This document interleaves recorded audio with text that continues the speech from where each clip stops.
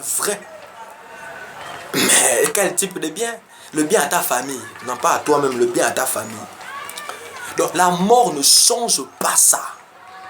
Si tu étais un voleur, un ivrogne, en tout cas quelqu'un qui a demeuré dans les impuretés de ce monde, frère, nous ne sommes pas sauvés par les œuvres, mais frère, les œuvres aussi sont l'expression de ta foi. La Bible dit dans le livre de Matthieu chapitre 7 à partir du verset 20. Je vais lire Matthieu chapitre 7 à partir du verset 20. La Bible dit quelque chose qui attire mon attention. À partir du verset 20, ou plutôt à partir du verset 18. La Bible dit, un bon arbre ne peut porter de mauvais fruits, ni un mauvais arbre porter de bons fruits. Frères et sœurs, le christianisme ne se force pas. La vie avec Dieu, c'est une question de prédestination. On vit ce que Dieu a établi en nous. On reflète l'image de notre Père. Nous avons été créés à son image. C'est ça notre destinée. Alors comprenons quelque chose rapidement. Un bon arbre ne peut porter de mauvais fruits, ni un mauvais arbre porter de bons fruits. Tout arbre qui ne porte pas de bons fruits est coupé et jeté dans le feu. Et vous savez que l'homme est un arbre. Vous pourrez lire ça dans Psaume chapitre 1 à partir du verset 3.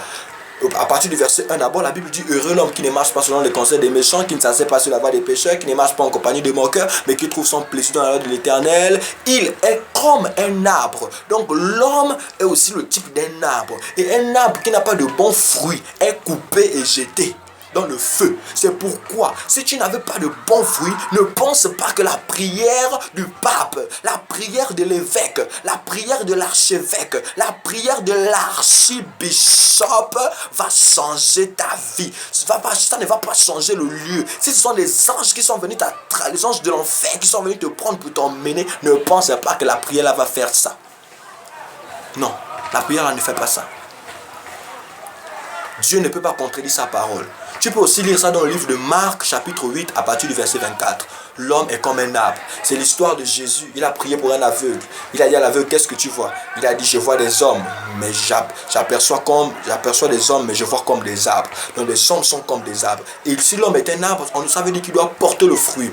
Et Galates chapitre 5, verset 20 nous parle des fruits. Quand tu es un arbre, il y a des fruits que tu dois porter. Alors la mort ne vient pas te modifier ta destinée. La mort ne vient pas t'emmener. C'est-à-dire que si tu es mort, tu vas aller en enfer. Non. Si tu avais ta vie en Christ, si tu avais la vie éternelle de Dieu en toi, même si tu es mort, même si les gens maudissent ta mort, tu ne pourras pas pourrir dans l'enfer parce que tu étais un homme élu, parce que tu étais une fille élue par le Très-Haut. Mais si ta vie était comme elle pouvait être, selon la voie de ce monde, selon la voie de Satan, selon la voie du diable, selon la voie du serpent, tu vas réaliser que même la prière qu'on va faire sur toi ne t'apportera aucun bien.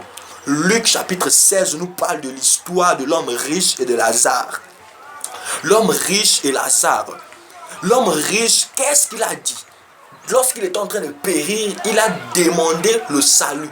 Il a demandé la main de Abraham. Il a demandé la main de ceux qui étaient dans le sein d'Abraham.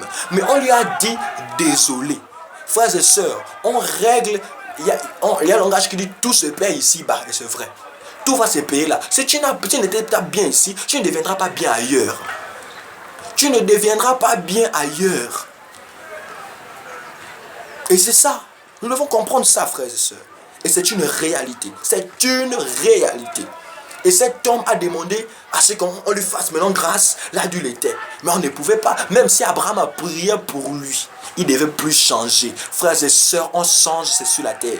On implore la grâce de Dieu, c'est ici sur cette terre. Arrête de penser que c'est aussi lorsque tu seras devant le jugement que tu essaieras de faire la pitié, de faire la miséricorde. Dieu est un Dieu amour, je dis amen. Mais lorsqu'il se tient dans la justice, il fait périr ceux qui ont désobéi et il donne la vie éternelle à ceux qui ont obéi. Dieu est un Dieu amour. Son amour ne fait pas qu'il méprise sa parole. Sa parole aussi a dit que nous devons périr si nous vivons dans les injustices justice. 1 Corinthiens chapitre 6, verset 9. Ne savez-vous pas que les injustes n'hériteront pas le royaume de Dieu? Matthieu chapitre 7, verset 20.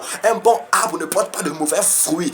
Et la Bible dit dans Apocalypse chapitre 20, à partir du verset 11 à 15, que et les grands et les petits rendirent selon leurs œuvres. Ils avaient été jugés selon leurs œuvres. Et celui qui ne fut pas trouvé dans le livre de vie fut jeté dans les temps de feu.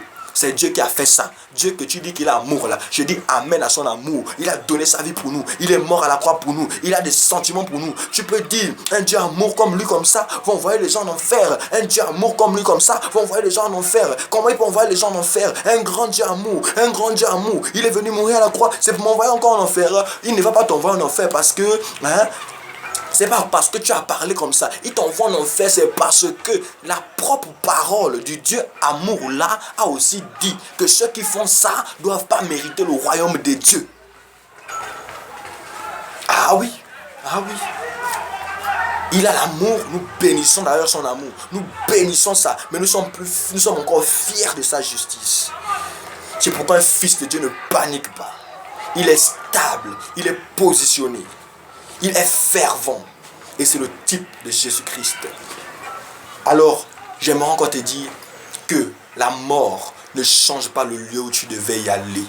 Que Dieu te bénisse et que tu réalises toujours qu'il y a quelque chose que Dieu veut faire pour toi. Que le Seigneur Jésus-Christ te bénisse abondamment. C'était votre frère Andy et je prie Dieu que ces exhortations fassent du bien à tous ceux-là qui écoutent, à tous ceux-là qui suivent, à tous ceux-là qui partagent aussi. Parce que le problème n'est pas seulement de regarder. Si t'as fait du bien, je pense que tu dois aussi partager afin que d'autres aussi puissent bénéficier de ces messages. Que le Seigneur Jésus-Christ te bénisse.